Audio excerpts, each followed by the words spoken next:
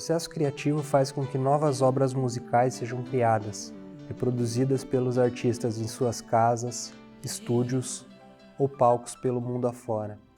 Isso pode acontecer praticamente em qualquer lugar e em todo momento. Após a finalização, inicia uma nova fase no ciclo de vida das músicas, que é a entrega da música para o ouvinte, que passará a ter a experiência com a música pela primeira vez. Nem sempre essa entrega ocorre exatamente da forma como foi planejada inicialmente, no momento e para quem o artista deseja. Para que isso ocorra, uma série de estratégias precisam ser desenvolvidas para promover a divulgação de uma forma eficiente. Um trabalho árduo que precisa ser desempenhado de forma consciente. As opções de entretenimento que chamam a atenção do público são inúmeras. Todas elas brigam pela atenção ao mesmo tempo. Com o objetivo de entender como ocorre e se aprimora o processo de divulgação musical, a partir de agora vamos mostrar que o sucesso é resultado de planejamento e, acima de tudo, compreensão a respeito do público. Portanto, temos que entender como as pessoas criam suas relações com a música desde a infância, através das suas lembranças, da cultura e o que faz sentido para cada um. Será que os artistas levam em consideração tudo isso antes de lançar um novo hit? Bom, eu posso falar do meu caso. O meu primeiro contato com a música eu devia ter uns 6, 7 anos e através do meu pai, que escutava bastante rock, eu passei a ouvir também. Eu lembro de a gente viajando, indo para a praia, escutando uma banda que se chamava Bandalheira, uma banda que ela era mais conhecida no Rio Grande do Sul, não era tão conhecida em outros locais. Falando sobre reconhecimento, exposição, na perspectiva de artista, eu posso falar sobre a Bandalheira, por exemplo.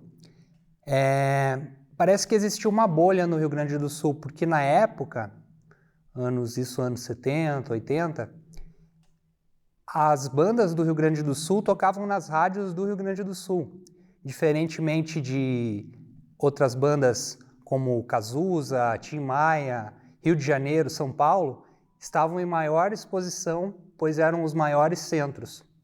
E a Bandalheira era uma banda que se equivalia, através do vocalista, um grande compositor, o Alemão Ronaldo, se equivalia em qualidade, ela poderia ter muito mais exposição, mas infelizmente, devido a essa limitação local, ela não teve tanta exposição, infelizmente. Então, meu primeiro contato com a música foi quando eu tinha 6 anos de idade, mais ou menos, assim. Até menos, mas que eu me lembro, 6 anos. Na minha família, eu tenho um tio meu que ele é músico, tanto que até hoje ele toca, tem banda e tudo mais. E foi ele que me deu, assim, meu primeiro instrumento, que foi o violão. E a partir dali eu fui tendo cada vez mais contato. Mas sempre os meus pais escutaram muito música, meus avós sempre influenciaram muito, assim, a todo momento estavam escutando música. Primeiro contato com a música, acho que é muito difícil a gente falar qual que é o nosso primeiro contato a gente tem com a música, porque a música está inserida na nossa vida desde quando a gente é criancinha, com a mãe cantando musiquinha de ninar pra gente, cantando aquelas canções pra gente dormir, ou até brincando de cantar pra gente comer, alguma coisinha assim. Mas o que eu tenho muito nítido na minha cabeça é nas horas que eu ia dormir, minha mãe cantava umas musiquinhas bem clichê, Papai Foi Pra Roça, A Dona Aranha. Então eu acredito que esse foi o primeiro contato com a música. E a partir desse momento a gente vai descobrindo outros estilos musicais, a gente vai crescendo, vai pegando gosto e assim vai. O meu primeiro contato foi o final da Jovem Guarda, né? Então Roberto Carlos, aquela galera toda. Mas eu tenho pouca lembrança disso. Eu tenho fotos, assim, eu sei que eu ouvia, né? Tenho fotos com disco e tal. Mas acho que o primeiro momento que marcou mesmo já foi em 1970, quando eu ganhei um compacto dos Beatles, que era... Single. Era um compactozinho, assim, né? Que era Hey Jude de um lado e Revolution do outro. Lembra disso? 68. 68? Mas eu ganhei em 70. Aqui, né? Eu ganhei isso em 70. Depois disso, foi marcante 73, aliás, em 71 que eu conheci o Elvis Presley, né? A carreira dos anos 50, né? E eu escutava isso, um disco de coletânea da década de 50, por anos, assim, até meu aniversário em 1973. Aí meu pai chegou para mim com Dark Side of the Moon. Houve alguma coisa que preste. Isso foi muito marcante, cara. Esse momento, assim, Dark Side of the Moon. Turning point, né? Aí tem um ponto de divisão mesmo, bem importante. E o teu, cara? O primeiro contato, minha família sempre foi muito musical, né? A parte da minha mãe, a madrinha da minha mãe era pianista clássica, então sempre ouvia, né, os sons, a gente não tinha consciência do que era, né, mas já florava um pouco disso. Mas o contato mais presente mesmo foi com meu avô, que ele era sanfoneiro. Então nós fazíamos festas familiares, então, né, meu pai pegava o famoso atabaque, minha avó pegava pandeiro e meu avô, né, taca-lhe pau na sanfona. Então era mais próximo, assim, porque a gente interagia, cantava, né, as crianças dançavam. Isso era nos idos de 70 também, né, 75, 76. E o meu ponto de virada, né, meu plot twist, ocorreu em 81, quando eu ganhei meu primeiro, né, LP, long play, que foi o Revolver dos Beatles, né? Então, esse foi o que eu considero até hoje, assim, o melhor disco de todos os tempos, né? Além do lado emocional. Depois a gente vai conhecendo um pouquinho mais da técnica, né? Do apuro e da criatividade, dos sons que tinham ali, mas realmente esse foi o que me influenciou. Falou, cara, eu preciso comprar um instrumento.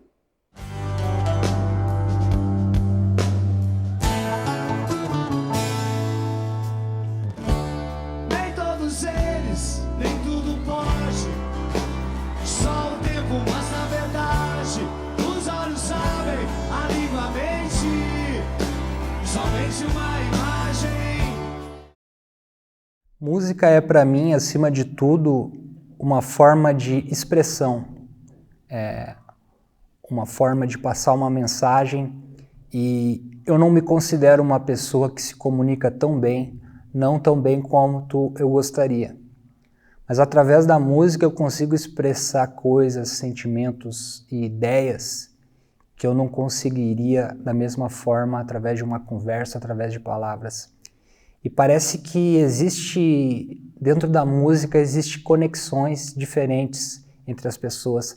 Parece que existe um canal aberto que através da música se propaga, seja através do ritmo, do som, da mensagem, as pessoas se conectam. Parece que é uma linguagem universal. Música, primeiramente, ela é ritmo, é melodia, mas pra mim ela é sensação. Tipo, é a forma de expressar o que eu tô sentindo, é uma língua, entendeu? Uma forma de comunicação, sabe? É algo muito intenso. Eu acho que através da música você consegue chegar em vários lugares, se expressar. A música move pessoas, uma música tem o poder de fazer uma pessoa ficar feliz, uma pessoa ficar triste. Então, pra mim é isso, sensação. Meu ponto de escape nos momentos que eu preciso de um momento para relaxar, quando estou estressado. Música para mim é o que me motiva, é o que faz eu querer viver um dia, me deixa energético também. Eu escuto música praticamente 24 horas por dia, no trabalho, vindo para a faculdade. Então, música para mim é um todo, assim. Eu não vivo sem a música.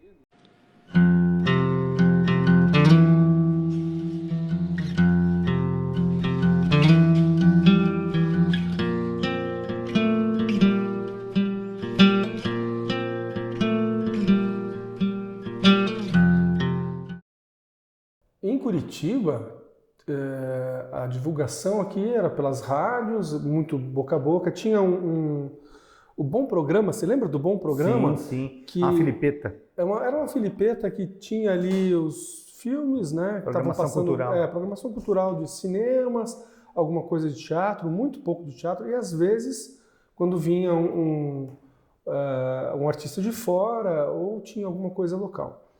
Mas a divulgação das bandas locais era bem bem fraca, eu acho, assim.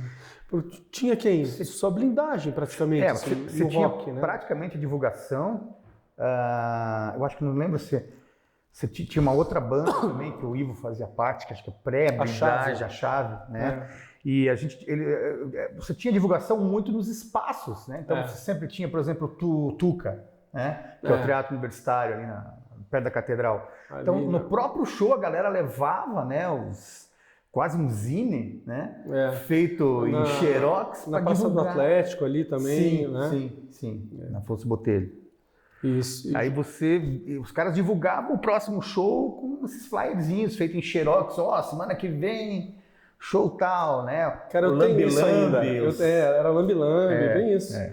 E algumas rádios, assim, às vezes falavam, né? Quando tinha algum evento e tal. Eu me lembro que em 83 teve um evento, início de 83, teve aquela enchente lá em Itajaí, no Vale do Itajaí, que foi, Santa né? Catarina, Lembra? Foi terrível.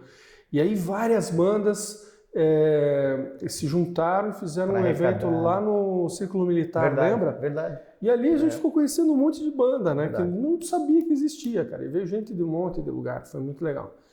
Mas quando você vai ver agora em nível nacional, a gente conhecia, era pelas trilhas de novela, né? Chacrinha, né? Os programas. Aqui tinha o Mário Vendramel, né? Mário Vendramel, mas era mais um programa assim, não mostrava tanto os artistas locais, mostrava, mas não tanto, né? E o sucesso dele era aquele escola contra escola, né? Isso. Era uma batalha entre as escolas. Mas em nível nacional mesmo eram as novelas, né? E você tinha também o lado obscuro, né? Que eram as grandes gravadoras, para atingir a massa, praticar o famoso jabá. O jabaculê. Né? Onde você ia lá nas emissoras de rádio, teu artista, né? Ele era preterido por conta, né, de uma bonificação para a rádio para tocarem, né, as músicas determinados artistas. E isso é muito estranho, né? Que a gente vê que é uma cultura não só do Brasil, porque eu acho que é o único país que não tem jabá é a Inglaterra, né? Porque você tem a rádio estatal lá, né? A BBC One, né? O BBC 2, enfim. E lá, cara, não tem como você pagar. A rádio só pode tocar uma vez cada artista, né? Então, acontece o contrário. Pô, eu preciso que tenha mais artista para eu, né, num determinado período de tempo, ficar tocando. Aqui no Brasil, pô, a gente tinha músicas que tocavam 250 vezes em 2 horas, né? E era muito também por conta do próprio jabá, né? Tem que tocar para fixar, E lá no mercado inglês, é o contrário, né? As rádios têm que correr atrás do artista e ver, pô, eu preciso de material novo para divulgar aqui na rádio. Então isso é por isso que a gente tem um puta celeiro, né? Na Inglaterra, em Londres principalmente, de várias bandas, né? E no Brasil aqui a gente ouvia muito esses grandes nomes da música brasileira, né? Chico, Caetano, Gil, Milton Nascimento, Djavan, Maria Bethânia, Gal Costa, Jobim, Elis Regina, a lista é gigante. A gente ouvia muito isso. Muita música brasileira. Era muita coisa boa. Depois, quando vieram aí nos anos 80, né? No início dos anos 80, as bandas de rock nacional, aí teve uma diversificação maior, né? Eu digo que tem uma ruptura, né? Porque...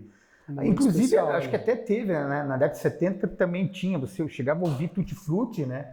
E a Rita Lee, que é uma coisa hoje em dia que eu acho impensável, né? Você, uma banda com a vibe da Tutti Frutti tocava rádio, Casa das Máquinas, né? Essas coisas assim. Almôndegas. O próprio... Os Mutantes, né? Sim. O Tutti Frutti, mas antes os Mutantes. Na TV ainda, né? Os programas lá do Ronivon. Né? Então você tinha todo era muito bom aquilo, você né? tinha a cultura, assim, a difusão da cultura era muito foda. E não tinha, né, aquela divisão assim de tão pragmática de alta cultura e baixa cultura. Então, né, você ouvia às vezes o Jacques Morelenbaum, né, tocando uma coisa mais clássica, o Duprá, né? E você tinha essa galera nova Boca Livre, Jovem Guarda, 14 Bis também. Zé Ramalho. Tinha uma abertura muito maior. Hoje em dia você vê que é mais... Nichado. Né? Mais nicho mesmo. Né? Nichado. Isso aí.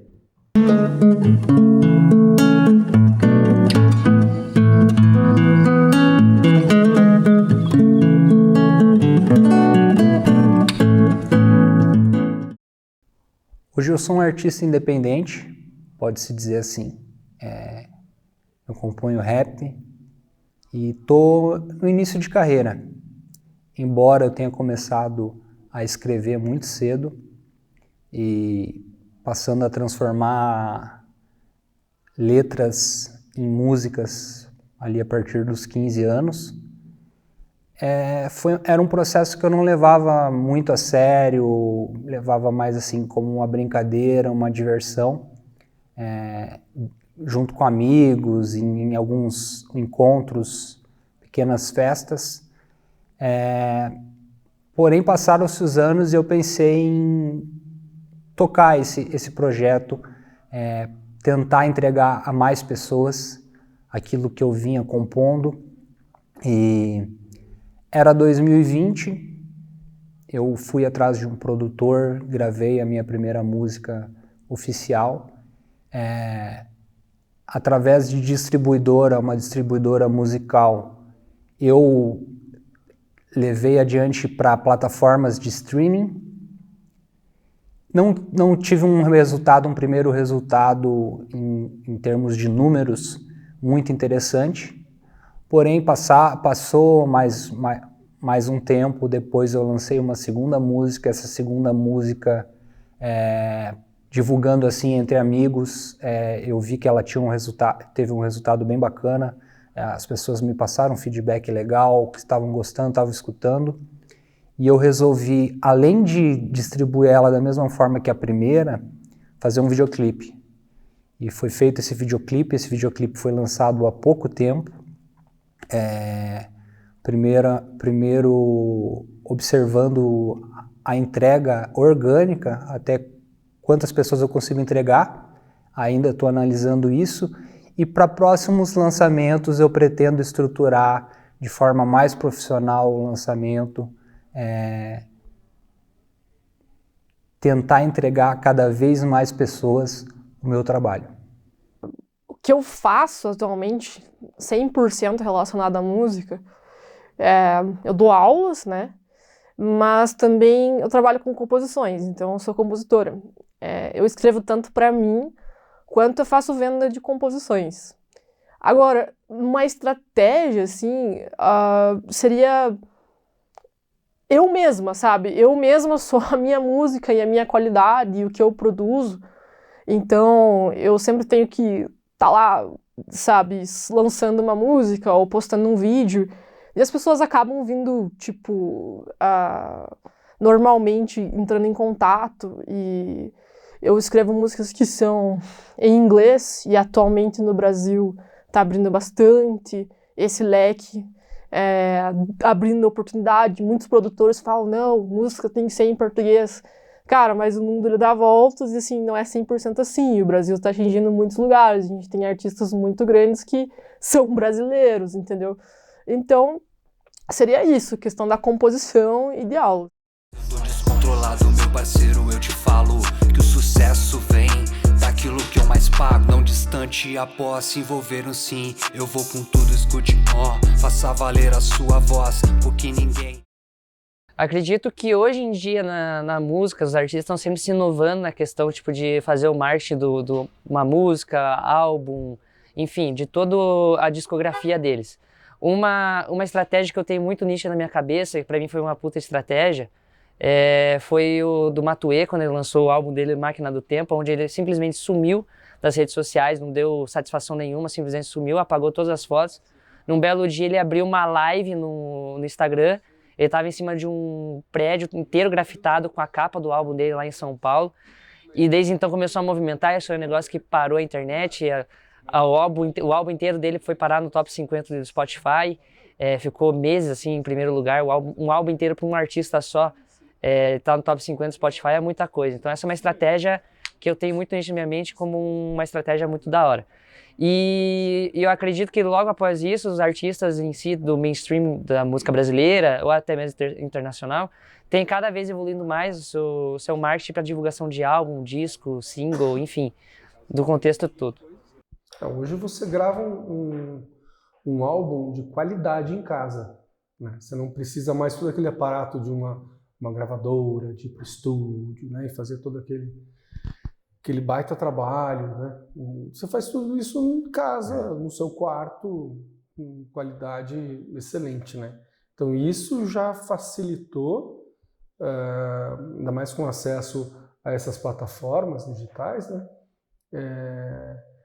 De você expor a tua música e as pessoas, o boca a boca... Sem depender do intermediário. Né? Sem depender, direto, né? Então, nossa, eu tenho escutado, assim... Eu gosto muito de cantoras que são compositoras e tocam algum instrumento. E eu fico fuçando assim, versões diferentes de Beatles, Stones, Pink Floyd, enfim. Releituras. Releituras. E tem uma menina chamada Bailey Pelkman, maravilhosa. Nossa, a menina canta muito. Tem lá, sei lá, 80 mil, 100 mil seguidores. A outra, Ana Seton, que é brasileira, 80 mil seguidores. Né? Atinge um público, e assim, não é uma coisa muito antiga, é recente, tem uns 2, 3 anos. Eu acho que a quebra de paradigma, né, foi com o advento do Napster. Né? Acho que com o Napster que teve aquela briga, né, histórica entre o Napster e o Metallica por conta dos direitos autorais, onde você upava, né, as músicas e deixava, né, no P2P, né, para todo mundo baixar de vários locais. Teve assim, uma certa democratização, que foi a bancarrota aí também das gravadoras, né? E aí teve uma consciência até de um pouquinho mais de liberdade para os artistas, né? De, pô, então eu posso achar mercados que são extremamente nichados, né? E trabalhar com um aparato profissional nesses mercados nichados, né? É o que a gente chama lá, que o Chris Anderson fala da cauda longa. Né? Então, você tratar um mercado nichado como um mercado de massa. Então, é tão profissional quanto na época das gravadoras, né? E você tem uma difusão um pouco mais democrática.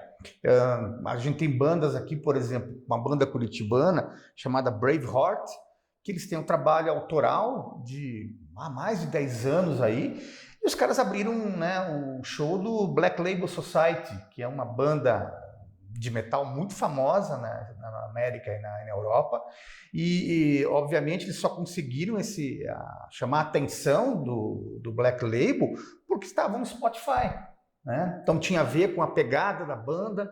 Então você vê essa divulgação que o Cavit tinha falado, até do próprio boca a boca que a gente tinha, né, em tempos atrás, ele era muito incipiente, né? Então a cobertura que você tinha era muito pequena. Hoje, com, né, streaming e todas as... Né, você abrange todos os níveis. Né? Os instantes instagramáveis, você tem uma difusão, né, do aparato mercadológico muito interessante. Só que daí também a gente tem um outro ponto, né? Pô, eu acho que quem se profissionalizar com essas plataformas vai tirar uma certa vantagem. Sim. Né? Então, você tentar trabalhar essa plataforma também de uma maneira profissional. Né? Porque não é só chegar lá, tirar foto da banda, né? Não é só lá gravei em casa, cantar, né? Tem um periquito vazando e vou gravar do mesmo jeito. Tem que ter qualidade. Tem que ter qualidade. E você vê que tem bastante coisa assim, com pouco cuidado, né? Sim, tem montoeira, mas você vasculhando você encontra coisas muito boas, né?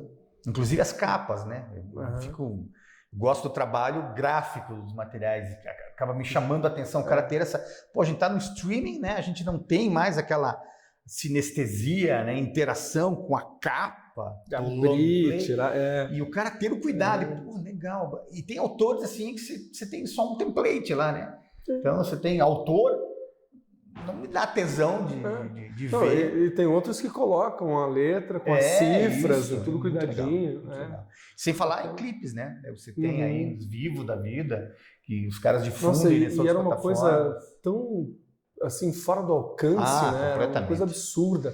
Era muito dinheiro para você gravar um clipe, imagina, cara. Nossa. Bom, para gravar já, né? Você gravar em fita de rolo. Pô, 4 canais Meu já era Deus. sensacional para É. quem era independente. É. Né? Se num estúdio que tem 32 canais, era um sonho. Né?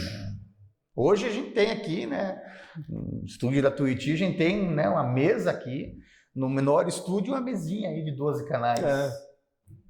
Bom, as pessoas, ultimamente, elas são muito focadas em plays, né? Em royalties, em Spotify, em YouTube ou qualquer outro tipo de plataforma digital, né? De streaming. Então, eles vão focar muito em mídia social, assim. Eu vejo muito... O pessoal se dedica em aquecer os números das plataformas para poder alcançar playlists e desses playlists alcançar novos ouvintes. Porque por mesmo que você seja um artista independente ou que tenha, sei lá, por exemplo, uma experiência minha, você tem lá, sei lá, 5.000 plays mensais ou 5.000 plays na tua música. Se a tua música entra num playlist ou se alguém gosta, às vezes ela consegue girar. Então eu tenho uma música, por exemplo, no Spotify que tem 1.000 milhões de plays. E cara, eu não patrocinei essa música, ela simplesmente girou. Então, o que eu sei que é a maior estratégia de visibilidade, além de você tocar, né, ter a tua presença física, mas no mundo da música é os números, são os números, aquecer os números.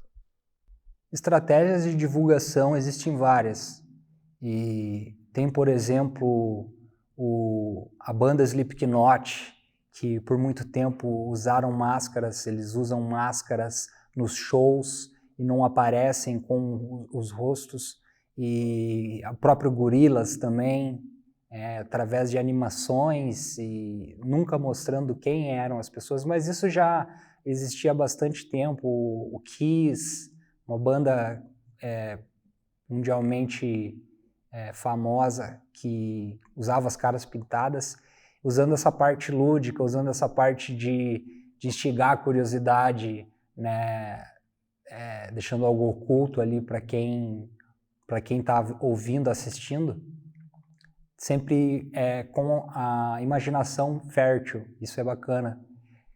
E falando de plataformas digitais, hoje tem diversos portais de divulgação musical. Em cada estilo tem um portal de rap, um portal de rock, e ali tem muitos artistas que estão aparecendo, divulgando seus trabalhos, artistas iniciais também, e se encontra muita coisa bacana. Eu acesso, diversas pessoas acessam, são redes assim, com milhares de pessoas, às vezes milhões, e, por exemplo, mexendo na internet ou olhando o YouTube, hora ou outra aparece um videoclipe de um artista que eu vejo, descubro artistas excelentes que eu não encontraria se fosse por conta própria.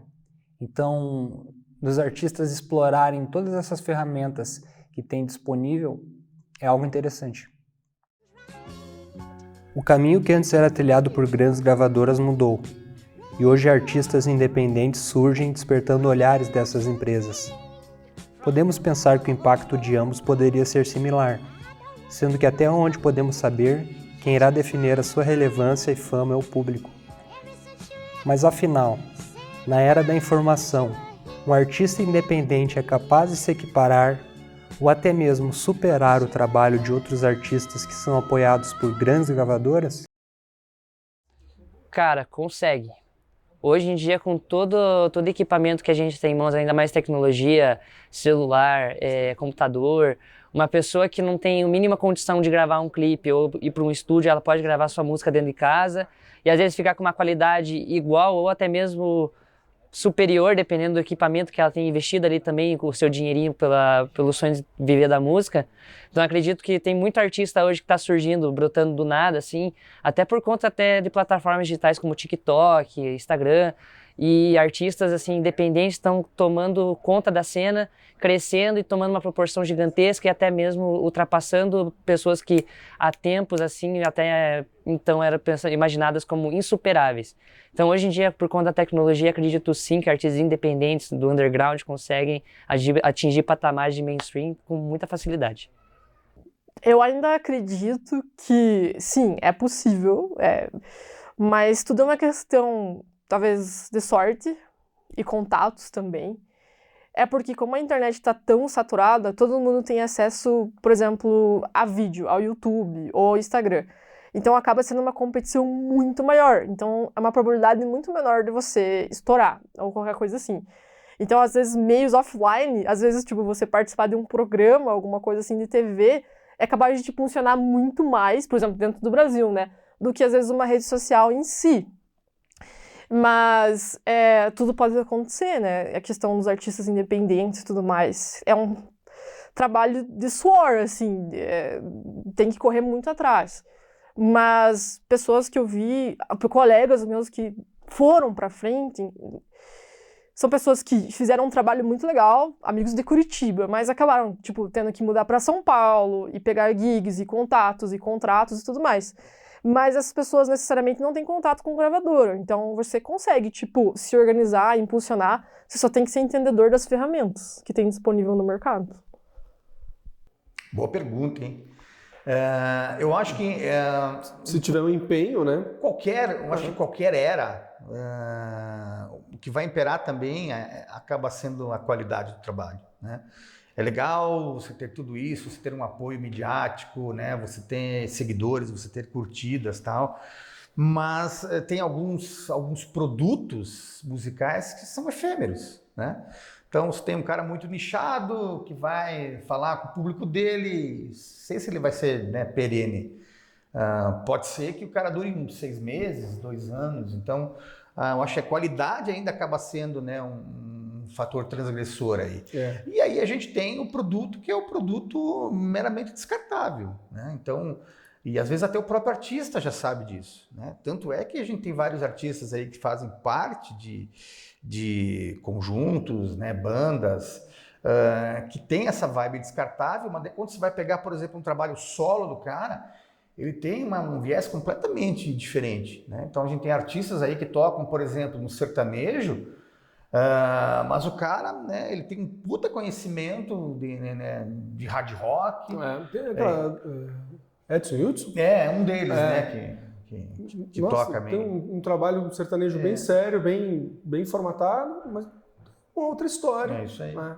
Acho que depende muito mercado, do empenho, né? do estudo, da pessoa, né, se empenhar e buscar excelência no que está. E assim, acho que mesmo os produtos que são descartáveis, né? Eu acho que também tem um empenho de você fazer. A gente pode questionar N fatores aí, por exemplo, da Anitta, mas em termos de estratégia mercadológica, porra, tirar o chapéu, né? Dentro da proposta como dela. Estratégia mercadológica Perfeito, perfeito. né? Então a gente tem que saber também separar um pouco disso, né?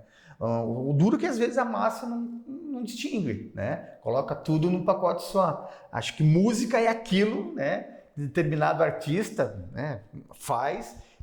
E acaba ficando. E acho que as pessoas acabam ficando preguiçosas e não vão buscar outras coisas, sabe? E aí fica naquela mesmice ali.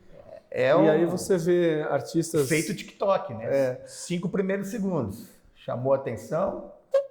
Né? Imagine o Pink Floyd fazer uma introdução lá, putz, o cara já nem quer saber. Nossa, o refrão já de cara, a dancinha e assim vai. E a gente escuta artistas de renome nacional dizendo: todo mundo adora fulano de tal. Fala, epa, eu não adoro.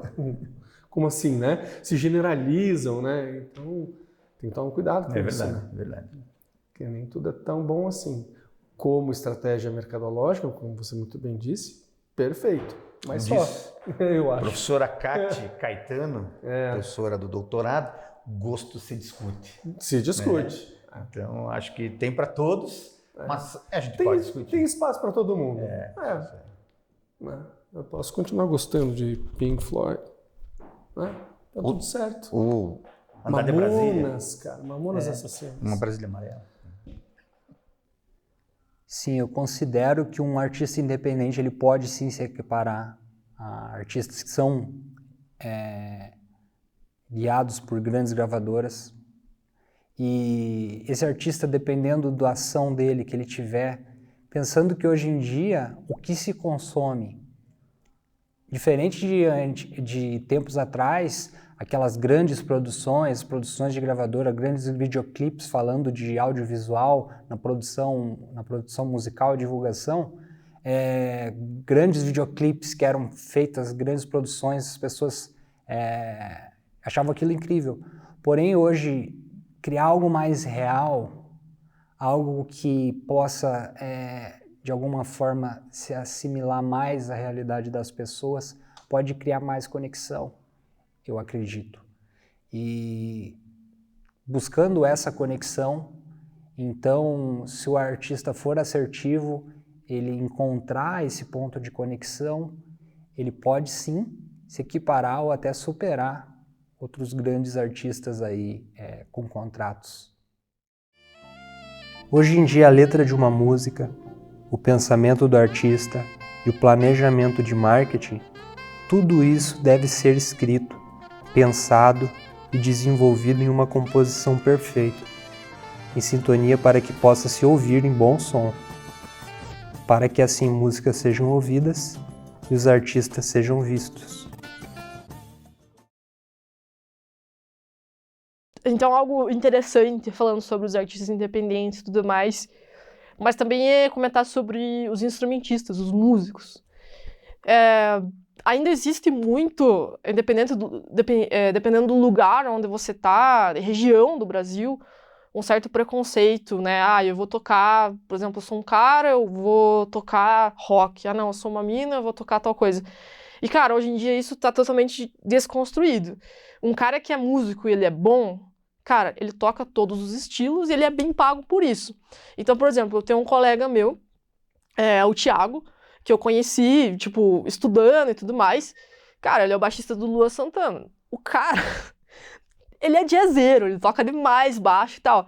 Mas, cara, não é por causa de um estilo ou de outro que vai eliminar uma carreira, entendeu?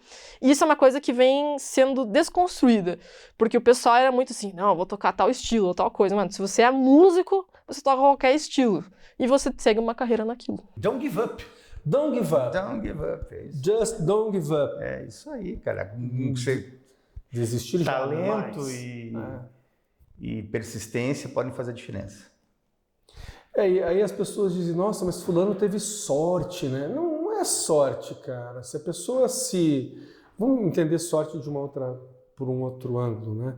Sorte, para mim, é quando o cara está preparado e vem oportunidade. Talento, né? competência. Talento, competência, preparo. Aí vem a oportunidade. Isso não é sorte. Aparece oportunidade, você não está preparado, você não tem talento, não é? Passa, né? É o caminho trilhado atrás do estrelato, entre formas e fatos, esse recado dado, diante de lentes, em frente de mim, chegamos ao fim.